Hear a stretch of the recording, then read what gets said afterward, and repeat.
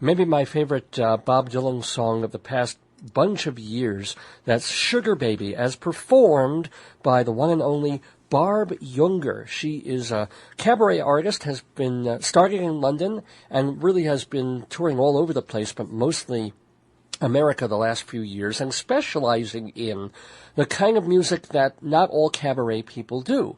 When we think of cabaret performance, a nightclub, we think of either people doing the American Songbook or show tunes, and Rodgers and Hart, Rodgers and Hammerstein, and Frank Lesser, and those terrific people. But it was always kind of a disconnect, especially back when I first started going to theater and cabaret and wanting to hear more of the people that I grew up listening to. I was listening to Randy Newman and Neil Young and Bob Dylan and the Rolling Stones and Joni Mitchell, and not hearing as much of that as I wanted to.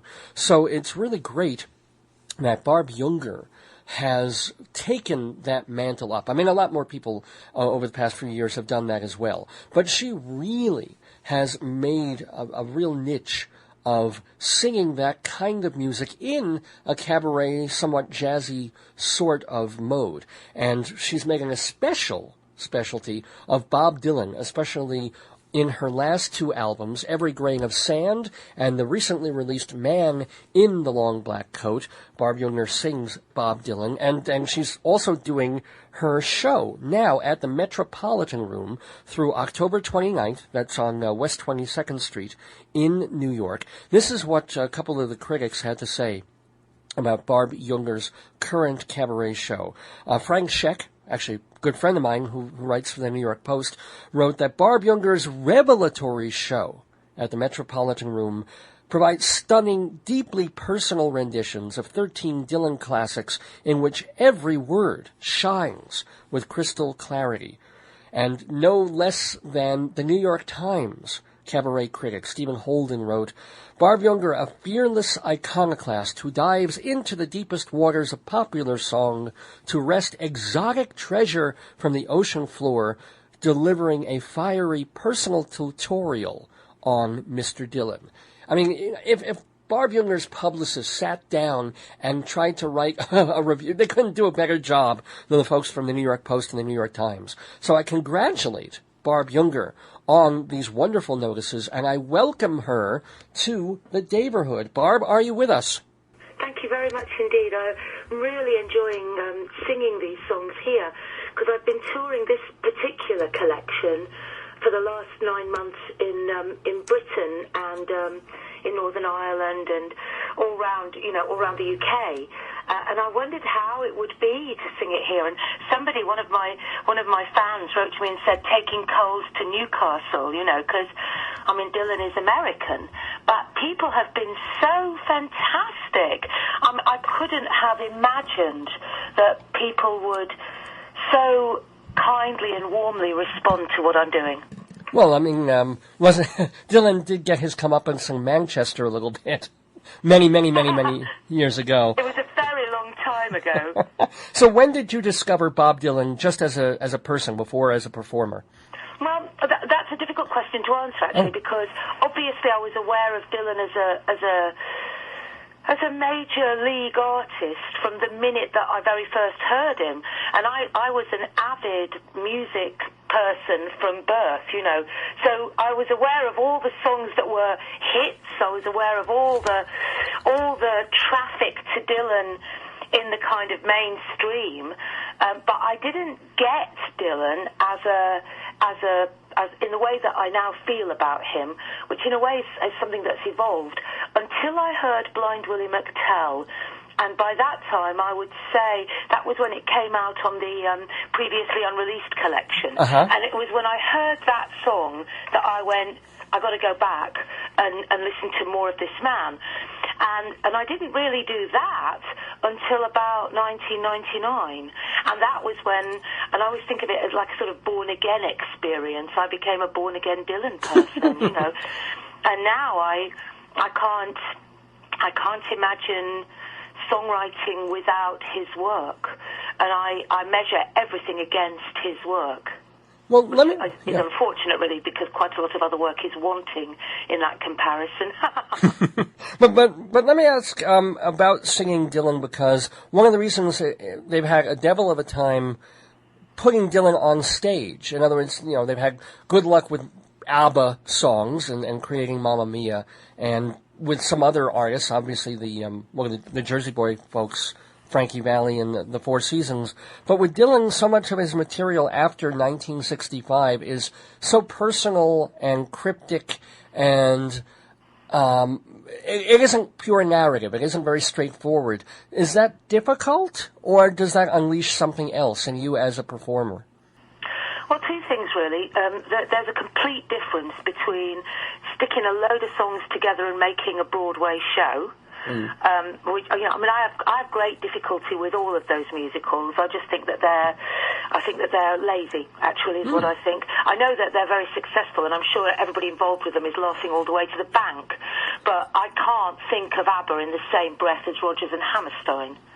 What the purpose of the two pieces in that are doing is completely different. So to make a, whatever they're called, portmanteau musical out of Dylan's work seemed to me to be a mad idea to start with. That's the first thing. Secondly, what I feel I tried to do myself is to take the songs that I can sing, because I can't sing all of them, and work with the songs long enough that the songs find a way to sing in me that allows them to live in a truthful way in my repertoire, and that's a very different thing. Well, how can you tell when a song, I mean, every kind of singer knows this, but how do you decide when a song feels right and works for you, and what would make a song not quite work for you, specifically with Dylan? Well, I can use an example for that, Dave. For example, you know the song Who Knows Where the Time Goes, which is a beautiful Sandy Denny song. Sure. I can't sing that song. I tried and tried and tried. I must have tried 20 different arrangements of that song.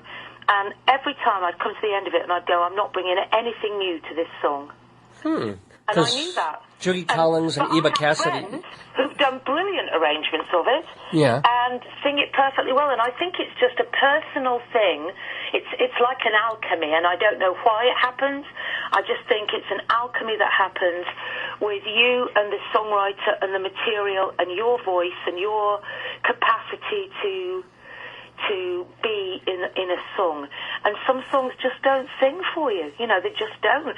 And it's got nothing to do with your wanting or not wanting to sing them. They just don't do it. Well, let me ask, Blind Willie McTell was the Bob Dylan song that kind of sparked Bob Dylan for you. What was the Bob Dylan song? Because you didn't put that on your first Dylan album. Every Grain of Sand, no, I didn't. You waited. But I sung that. No, I had sung that before, you see. I had sung that song with Durga Rising, which was a collaboration I did with Kuljit Bamra, an Anglo-Asian jazz fusion, which I always used to call Halve Your Audience, because people who liked Bhangra didn't like it, and people who liked jazz didn't like it either, although, interestingly, that is now undergoing a resurgence. Go figure. But I had sung it before, actually, so I didn't put it on the first collection because I felt I'd already done it. And then when I came to make, I think not Walking in the Sun, maybe it was Walking in the Sun, somebody I was working with said, why don't you do a different version of Blind Willie McTell? And that's when we worked on that particular 6-time version of it, because I thought I could bring something different to it again. So I've in fact sung it twice. Well, I hate to have you wait for 4 minutes, but I think it would be really appropriate if we now play Blind Willie McTell so everybody can hear your version of the song. So Barb Jungr, if you can just hang with us, let's do a demonstration. Of course. And here is Barb Jungr singing Blind Willie McTell. Certainly a very, very different version of Blind Willie McTell than you would hear on Bob Dylan's, well, it was a bootleg, unreleased recording thing, but wow, interesting stuff from Barb Jungr from her new album, Man in the Long Black Coat. Barb Jungr sings Bob Dylan, and you can hear Barb Jungr singing Bob Dylan live and in the flesh this weekend and all through next week to next weekend at the Metropolitan Room, 34 West 22nd Street in Manhattan. You can also pick up Man in the Long Black Coat from Lynn Records and find out all about her at barbjungr.co.uk. And that's Jungr, Jungr. I am curious, is that, it kind of looks Hungarian, but I don't know what... It's Czech. It's Czech, Dave. Oh my gosh, so how many generations... I'm sorry, you're half Czech. My dad's Czech, my mother's German, so I'm first generation British, and they came over after the war. Mm-hmm. My dad died 3 years ago. We lost him 3 years ago, but my mum's still alive, and I grew up in a European household. I always called myself a European. But I'm very happy to be British. Well, a European as opposed to an English woman, or yeah. Right. Okay. Well, so English to me means something very particular, and I come from England, but to be English is to have grown up in a certain kind of England and with certain kind of English sensibility, and I didn't. I grew up in a household that was full of Europeans, there was my family and all the people we knew. They were all people from after the war, because I was born in 1954. So there were lots of people in the Northwest working in the mills who'd come over during and after the war for one reason or another. Austrian Jews, German Jews, people from Poland and Lithuania and Ukraine. We didn't really... Irish people. We didn't know anybody who was English. We knew people who were from somewhere else. You're not Jewish, though, or partially Jewish? My grandfather's... my grandmother on my father's side was Jewish. That's why you got the hell out of Czechoslovakia, I guess. But well, they were already kind of in hiding on all that stuff. But there is a homeopathic trace, yes. So when you were growing up as a child in European England, what were the records that you were listening to? Well, my mum and dad were because they were European. We went to the opera. Because, of course, in Europe, everybody goes to the opera. Opera isn't a class thing in Europe, which it is in Britain, actually, or has been for a long time. And so we went to the opera, we went to shows, we went to the cinema. I mean, my parents took me as soon as I could sit up on my own to everything they went to. So I saw loads and loads of stuff from being a tiny little tot. I saw singers and jugglers and performers, and so sometimes I say to my mum, it is your fault. If you'd never shown me any of this, I wouldn't have wanted to do it. Do you remember the first singer and or theatrical performance that made a lasting impression on you when you were a tot? Well, I remember seeing a singer, and she was called Yana, Y-A-N-A, and it was a touring variety show, and we'd gone into Manchester to see it. So I would have been about 4, and Yana came on, and she was incredibly voluptuous and looked, I guess, a bit like Zsa Zsa Gabor. Yeah. And she had a sequined dress on, really tight, sequined long dress. She was, I'd never seen anything as glamorous as that in my entire consciousness. And she sang, and I remember that very clearly. I can imagine, and yet, in some ways, you turn the tables because you do a more modern sort of music, and you don't kind of go with the glitz and the furs and the boas and all that. I mean, it's a much more stripped down. No, but I think it did have an impression on me. But I could sing from being a tiny little girl. I mean, my mum says that as soon as, like when I was a little tiny baby, I was singing all the time. My dad said, I would sit you on my knee on the bus and you would never shut up. You would just sing and sing and sing and sing. And actually my experience of people who become singers, all of them share that. All of them sang from from the very start, from the get-go. I could remember melody. I mean, I was musical. You know, you just think you could. I think it's you have it, you haven't. You know. Did you ever take formal lessons in any kind of... Oh, yeah, because I learnt the violin. Oh. I played the violin for a long time, so I can read music, you know, I could do all that stuff. And then in a later point in my career, I did a lot of vocal training, and indeed for some time had a vocal practice coaching other people myself. Oh. And running choirs and stuff like that. So, I mean, I really have done lots of that kind of work, yeah. Well, actually, this is totally nothing to do with my audience. I'll ask the audience to, like, kind of bide their time for a minute or two. I have to ask you as a vocal coach, because I'm involved in a production that involves a one-person kind of show, screaming for, like, 2.5 hours. Any suggestions on basic, like, how do you get through a show where you've got to muster that voice for a great period of time, night after night? Well, you've got to really make sure that you're supporting the voice correctly. You've got to make sure that you're opening the throat. You've got to make sure that you're not pressurizing the vocal folds in order to get the sound. You've got to be able to do it easily. So, you know, when you watch a person scream in the street, and if you watch a person scream in the street, quite often their neck is all bulging, and all the veins in their neck are bulging out, and their face is red, and that's because they're using an enormous amount of effort to make that sound. You've got to learn to make the same sound with no effort at all.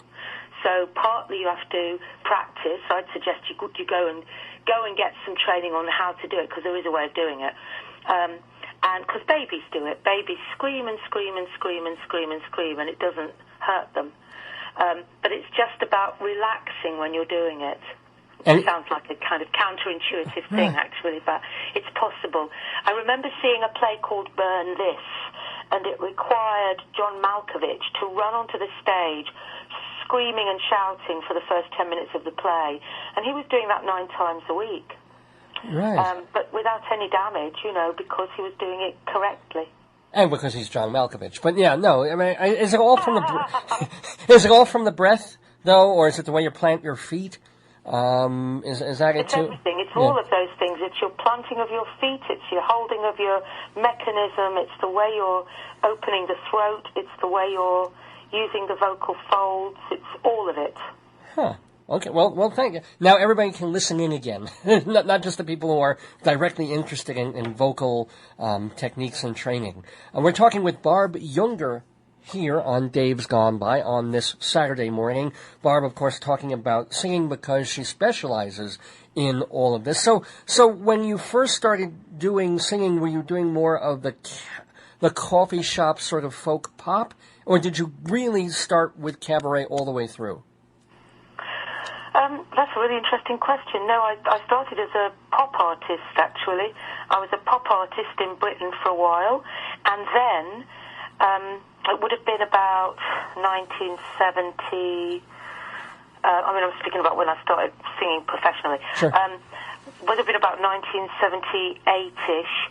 Punk was happening in London, and the effect of punk was to create this thing which was called the alternative cabaret circuit, which bears no relation to what people think of as cabaret in terms of music here, but was about people who were trying to do things with a politically aware edge, and they were using every single possible performance art form in which to do it. And it was that spawned the comedy circuit, actually. But on that circuit for about 3 years, I worked non-stop, seeing all this different work every night. You'd work 5, 6, 7 nights a week. Sometimes you'd do 2 shows a night in different places. You were constantly on a bill. You did 15, 20 minutes, and there would be 6 other people doing 15, 20 minutes, and they would be doing all kinds of things. And I just learned so much from that. I always think that, in a way, that was my university, actually, because I learned so much from that. I learned how to talk to audiences, how to deal with stuff, how to be on a stage. I learned all of that in a way that was very organic. Then beyond that, I became Younger and Parker. I worked with a man called Michael Parker for 12 years. And we sang festivals, folk clubs. We went all over the world with the British Council. I played in Cameroon and Malawi, Tanzania, the Yemen, Sri Lanka, Sudan. I played in all of those places. And then I started to work on my own. And about the same time, I did a master's in ethnomusicology, and that somehow that clarified for me what I wanted to do next. And I started working with arrangers and arrangements, and kind of carved this funny little furrow that I've been in ever since, which just plows forward, you know. Well, I would love to... Musical highway of life. Well, I would love to hear some anecdotes or memories or thoughts on playing at places I know I will never go in my life. I mean, Malawi and Tanzania and Cameroon, I don't see myself getting there in the near future. Any amazing moments or memories from those? Oh, my God, yes. I have so many. One particular concert in Tanzania was in an afternoon, and it was right up beyond Mombasa, and we were in this little town where they've got like a little amphitheatre, tiny little town, and people came with their goats and chickens and sat in the audience with their animals and their children and food, and so at certain points during the set, some of the animals would wander around you on the stage. It was hilarious. Oh my! And you just go with it, right? You stroke the chicken, go with it. cow. One of the reasons that the British Council kept sending me was because I wasn't a diva. So I was really interested to go to these places, and I was really interested to work in places where other people point blank refused to go. You know, largely because they thought that the hotel accommodation wasn't good enough, things like that. And I didn't really care about anything like that. I didn't care at all. I just wanted to experience. I mean, I knew when would I ever else get a chance to go into the Cameroonian bush, you know, in a way that was completely legitimized. And because I was a musician, people accepted me. You know, they didn't think of me as a white woman. They thought of me as a musician. So I was invited into people's houses. I was invited to see ritual dances. I mean, I was invited to see things. You could live in Malawi all your life and not go to a Chichewan Gulawam Kulu festival, but I was invited. Well, actually, we had a genuine Gulawam Chewing festival here last week. Go figure. You know, right on the... No, I'm kidding. I went for a joke there, but it just completely died because I couldn't pronounce it. I like the way you were driving then. I try. Thank you so much. By the way, we are driving into 11 a.m. here at the University of Northern Colorado. You're listening to Dave's Gone By on uncradio.com, also on Channel 3 on your dorm room TVs if you happen to be at the university. Dave's Gone By, you can find out more about us at davesgoneby.com. You can also drop me an email if you want to ask Barb Jungr a question. I can check my email, davesgoneby@aol.com. Barb is going to stay with us a little while longer, I hope, yes? Yes. Oh, wonderful. Yes, absolutely. Great. So, yes, we're talking to Barb about her amazing experiences traveling and performing. Did you ever have any scary experiences or times when the audience was just, you almost walked off the stage because they weren't paying attention or something? Oh, no, not in this, but I did have a scary experience in Cameroon one evening. I mean, I've been told that after a certain point at night, the streets are owned by whoever's patrolling them. And we had been taken out, my colleague and I, Michael Parker, who is a guitarist, we'd been taken out to a place where you could have eat chicken, and basically kind of equivalent of a restaurant.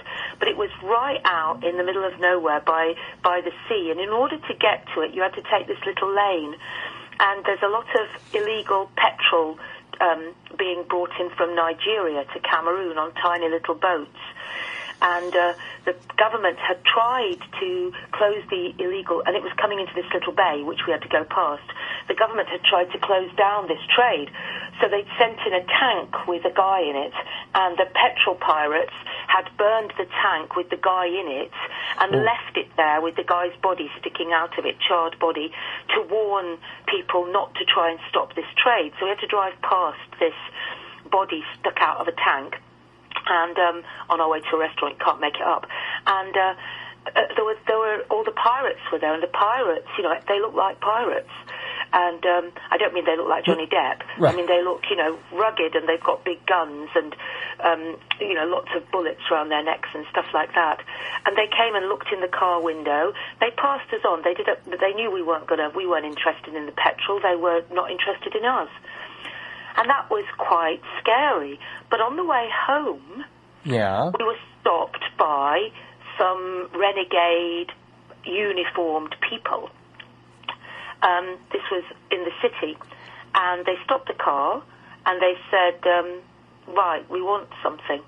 And by this time, we were just being taken home. So there was the driver and me and Michael in the back of the car. Yeah. And we didn't have any money or anything because we'd been taken out. And I was told, don't carry your passport, don't carry anything, you know, just be safe. So we didn't have anything on us that was of any worth at all. And they said, get out of the car, you know, and I thought, oh, we're in trouble. We're going to be in trouble here. Because how can I contact anybody? You know, didn't have phone or anything. Sure. They said, okay, we want something. They meant a bribe, you know. We want something, or we're going to have to take you in. And I thought, oh, dear me. So, and suddenly, out of nowhere, I remembered that I'd been on the television in Cameroon. So I said to them, you know who I am. I've been on Tam Tam Weekend. And they said, Tam Tam Weekend? And I said, yes, you know Tam Tam Weekend. I was singing there today, and I started to sing the song. And they started laughing. They go, Tam Tam Weekend. They go, have you got cassette? And I had a cassette, you see, in my bag. And I said, yeah, and I gave them a cassette, and they let us go. Oh, my God. But see, it's a happy, wonderful story, but I would have been on the first flight out of that miserable country. and I would have been like all your colleagues who said, no, you know, not just the hotels. I'm not playing these places. No, you know. Oh, it was absolutely great. It's been, you know, in your life's journey, I can't tell you my debt of gratitude to have been able to go to those places. I guess. I mean, and you still travel. I mean, I assume now you've traveled to more conducive cities around the world. I don't know, you see, because I was in Australia last year. And actually, it wasn't last year that this happened, but the year before that, I was in Australia, and I was just walking back on a free day. I had a free day, and I'd gone to the beach. And as I was walking back, I heard this rustling noise at my feet, and I'm not kidding you. I saw the biggest snake I've ever seen in the wild, just zipping past me to go over a fence and disappear into the undergrowth. I mean, Australia's alive. I never saw anything like that in Africa. Huh. Well, lucky you, I guess. And it's just, maybe your philosophy is when it's your time, it'll be your time, and until then, you just have to go wherever life takes you, and to go for that adventure as well. Do you have? Absolutely. I mean, I would. Well, look at you. You know, you're living in Colorado now. You said yes to that. You know, I mean, you're offered things, and I think if you reject things, you reject them at your peril, because you may never get that opportunity again. I mean, not obviously if it's an utterly stupid thing, right. But if it's something that's interesting or you could learn from it, my gosh, my philosophy is to say yes as often as possible. And I guess when you're a creative person, it's almost more important to be able to do that because it all contributes to the experience and then the way you transmute that backward into art. Or something like that. Yeah. That wasn't a joke. I was trying to go for something profound there. I got halfway there. Not too bad. That's better than I usually do. I think you're absolutely right, actually. Do you have personal question? Are family, kids, any of that sort of thing? I know I have a mum who's still alive, right. And I'm the guardian of my nephew after his dad, because my sister. I've lost both my sisters, and one of my sisters left a small child and his dad. So I'm I'm very much in their family. So I kind of think that the universe said, oh, you think you're not going to have any children? Well, take this. So I've got an 8-year-old nephew now that I have a very strong and personal relationship with, because I have to, because if anything happens to his dad, I'm on the firing line, you know. So, so that's what I've got. Well, that's. Can I ask? I mean, you've lost a parent, but losing sisters. I mean, how do you get through that? Well, it's. I mean, it was horrible to lose one sibling, and I lost both my younger sisters. It was horrible to lose my first sibling. When my second sister died, I really did. I just looked at the heavens and I went, I don't understand this anymore. I don't understand. Were they ill, or was it natural, or what? Why? Well, my sister Christina died in 2000. She had multiple sclerosis, and she died in my arms. She choked because you know when you have multiple sclerosis at that level, that's generally speaking what happens, and it was really, really horrible. And I wouldn't wish it on anybody. I wouldn't wish the experience I had or the experience she had on anyone. My other sister died very suddenly. She had a heart attack in the street and died. So Christina died aged 38, and my other sister died aged 44. Oh my God. Wow. I'm sorry. And thank God, you're healthy. You're okay. I'm brilliant, thank you very much. I'm very hale and hearty. I shall live to 100. I always know that. Oh! From your mouth to God's ears. That'd be wonderful. I'm not living. I'll hope to make it to 80. That would be nice. Yeah. With my rage problem, I'll probably make it to 71. Yeah, no, I'm here for the long haul. You know. Can I ask? Getting back to the music. You know, I didn't realize that we would go to such a dark place. But getting back to the music. Yes. I can't believe I haven't asked this yet. Have you ever met Bob Dylan? No, I haven't, but I've had a huge amount of kind help and support from his management team, and just recently they asked for some albums to send to him. Oh, cool. Would you want to, or would that almost be like you'd be afraid to be either disappointed or you wouldn't know what to say? Your thoughts on that? I can't imagine one wouldn't know what to say, but the difficulty, of course, is always that you know somebody through their work. You don't know them. Right. You know, and if you are around lots of people who've achieved great fame, and I know people in Britain who've achieved great fame, then you know you're always aware that there's a very great difference between a public and a private person. So I have no idea who Bob Dylan is outside of his music and songs. So I've no idea whether, you know, I'd like him or he would like me, or we would have anything worthwhile to contribute to each other's being. But what I would like to be able to do is to say personally how wonderful I think his work is. And I hope that if he listens to what I do with his work, he would know that without my having to. Yeah, I mean, I guess that's what we all kind of hope for. That just that moment to say thank you. I don't want to bother you. I don't want to. I just want to say thank you, and please live another 150 years or something like that. You know, that'd be about exactly. You know. Exactly, I totally agree. Yeah, precisely. I mean, I really do think that Dylan's work is somewhere else. I don't think anything compares to it. I'm talking about in terms of songwriting in our tradition. You know. I don't think there's anything that's comparable to it. Well, let's hear... In terms of its legacy and its profound depth and its subtle understanding of the human condition. And I think it must be very, very hard to live with that level of insight. You know, it's a Gore Vidal level of insight. It's a Pinter level of insight into the human condition. Wow. Here I was trying to be profound, and you just nailed it right on the head. Thank you, Barb Jungr. Let's hear a little bit more of Barb singing before we close our interview with her. That has just been so fascinating and ranged through so many things. You know, I was going to play Man in the Long Black Coat, which is the title track of your new record, but you can pick one if you prefer. Is there a song that... I love that. I'm happy if you play that. Oh, okay, well, we're happy too. Man in the Long Black Coat from Barb Jungr, and we'll be right back with her after this song. The title track of Barb Jungr's latest CD, Bob Dylan's Man in the Long Black Coat. And, yeah, Bob Dylan is also, or was, one of the greatest singers in the history of rock and roll. But he couldn't sing like that.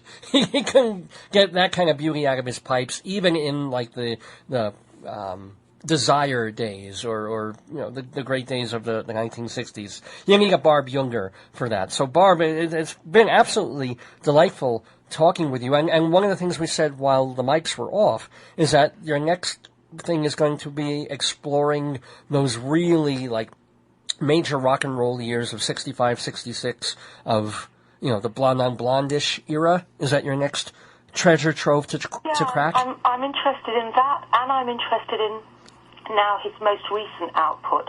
So I've got sort of two explorations going at the same time. I'm looking at all of those. And do you see another pure Dylan album coming out of you, or are you going to mix them up, or do you need to sometimes put Dylan aside and do other stuff? I think I'd probably mix them up for the next one, but I think another pure Dylan album may come eventually, because I do think that I just love it. I love it. I love his work. I love it. I can't really express it any other way. Well, and you did mention, and not to give out your particulars, but you also mentioned one of the cool things is because you're such a Dylanologist in a way, that fans and people always send you extra special rare bootlegs of stuff, and that's also a learning curve as well. So if people want to... It really is. I mean, I've been so lucky with people doing that. And people come and tell me stories. Last night, somebody came up and said, my best friend married Joan Baez, and the marriage didn't last, but I just wanted to tell you that. People come and tell you the most fantastic things. Wait, was that best friend married to David, the guy who was in prison for the war, or was this a later marriage? No, I think what was David's surname? Oh, was it Harris, I think, or something like that? That was the one. Yeah. He was Dave Harris' best friend. Oh my God! Well, how's Dave Harris doing? Is he still with us? I don't know. Oh, okay. I don't know. Huh. Oh my gosh, haven't heard that name in ages and ages. Huh. And then what other great Dylan stories have you been told that we might not know? Well, I was told a lovely story by a man in Ireland who had really, really wanted to tell Dylan how great he was. And he came out of a concert, and he was just walking home. And as he was walking home, he passed this man standing by the side of a car and down a side street, and there was nobody else around, and it was Dylan. And he said, well, excuse me, I just wanted to say, how wonderful that concert was. And Dylan was really nice to him and signed some things and shook his hand, and this man came away, and he's treasured that moment forever. Well, who wouldn't? I mean, yes, certainly. I mean, and it's always, I always like to hear nice stories like that. That thing of what we were talking about before, of being able to go to your idol and say, not going to bother you, thank you, please sign this, and bless you, and the idol being totally cool and gracious about it. But it's also, I've heard a lot of things about Dylan just kind of going off wandering on his own. There was a story in the newspapers a few months ago that he was almost arrested, like they thought he was a vagrant. He was in some country or some city, and he was just kind of wandering with his little hoodie, unrecognizable, and the police didn't recognize him until they got to the station. So they put him in their patrol car. He was just sort of wandering around like a desiccated part of the city. And then there was, you know who you have in your patrol car, don't you? And they felt really sheepish about it. Oh, bless them. Just hysterical. But anyway, Barb Jungr, please go see her at the Metropolitan Room, 34 West 22nd Street. She's playing there through October 29th, so you have another week. So 212-206-0440 is the phone number for tickets. Her most recent album is Man in the Long Black Coat. She also has an album called Every Grain of Sand. Those are the two Dylan albums. She also has close to a dozen other records at this point, right? And they're all available on Amazon US. Great, Amazon.com. You can get all of Amazon US, the US Amazon, you can get everything. Right, and also you can find out about all these things at barbjungr.co.uk. So it's BARBJUNGR. There's no E in there. It's barbjungr.co.uk. Well, Barb, what is the direct next thing that I think you mentioned? You're after New York. You're going to where? LA to Catalina Bar and Grill. And then, which is a jazz club in Hollywood, and then to Austin. Austin? Is it part of a festival there, or are you playing at a particular club? I'm playing at Austin Cabaret Theatre. Ooh, lovely. I wish there was a place in Greeley that was that would be appropriate for you to play. I'm there's a coffee shop here, but it's a little on the tiny side, and then the other places are more for rock and roll. But let's get Barb Jungr to Colorado, because we need to hear this music. I'd love to come to Colorado. Let's do that. Wonderful, wonderful. Well, it has been an absolute delight and pleasure hearing your music and talking to you. It's been a pleasure talking to you too. Thank you, Dave. Thank you very much. And Barb, may you stay forever young.